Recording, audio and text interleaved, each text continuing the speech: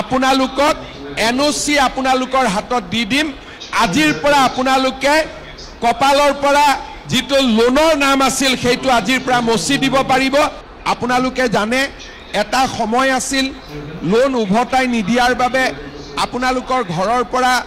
agent বিলাকে TV উঠাই লৈ গৈছিলে আপোনালোকৰ ঘৰৰ পৰা ফ্ৰিজ উঠাই লৈ গৈছিলে মহিলাসকলক গাঁৱে ভূঞে অপমান কৰিছিলে কিন্তু আজি এনেকুৱা ধৰণৰ পৰিবেশ নোহোৱা হ'ল কাৰণ আমি মাইক্ৰ' ফাইনেন্সৰ কোম্পানীবিলাকক গুৱাহাটীত মাতি আনি মই ক'লো যে আপোনালোকে আই মাতৃসকলৰ ওপৰত হুলস্থুল নকৰিব চৰকাৰৰ পৰা মই লাহে লাহে আপোনালোকৰ যি পাবলগীয়া আছে মই আপোনালোকক দি দিম আৰু আপোনালোকে অনুগ্ৰহ কৰি আমাৰ আই মাতৃসকলৰ ওপৰত অত্যাচাৰ বা মানসিক অত্যাচাৰ নকৰিব যোৱা বছৰ লোকসভা ইলেকশ্যনৰ আগে আগে আমি আৰু এটা নতুন কাম হাতত লৈছিলোঁ যে যিসকলে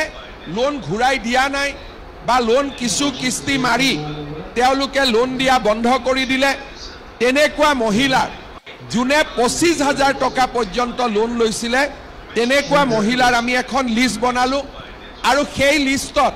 2,22,949 গৰাকী মহিলাৰ নাম আমি পালোঁ আমি যেনেকৈ আজি আপোনালোকক মাতিছোঁ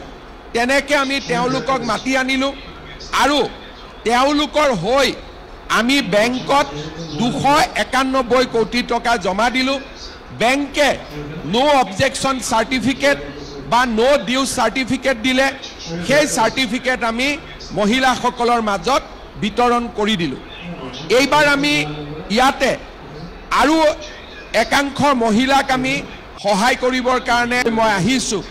যাৰ বেংকত লোন 50,000 টকালৈকে লৈছিলে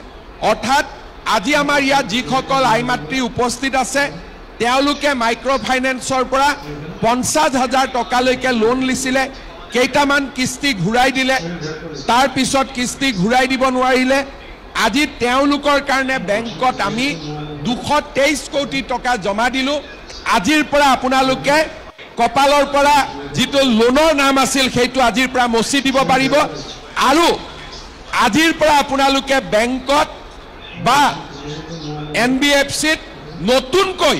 আপোনালোকে লোন আকৌ ল'ব পাৰিব এই ঘটনাখিনিও আজিৰ দিনটোতে আমি আপোনালোকৰ কাৰণে কৰি দিম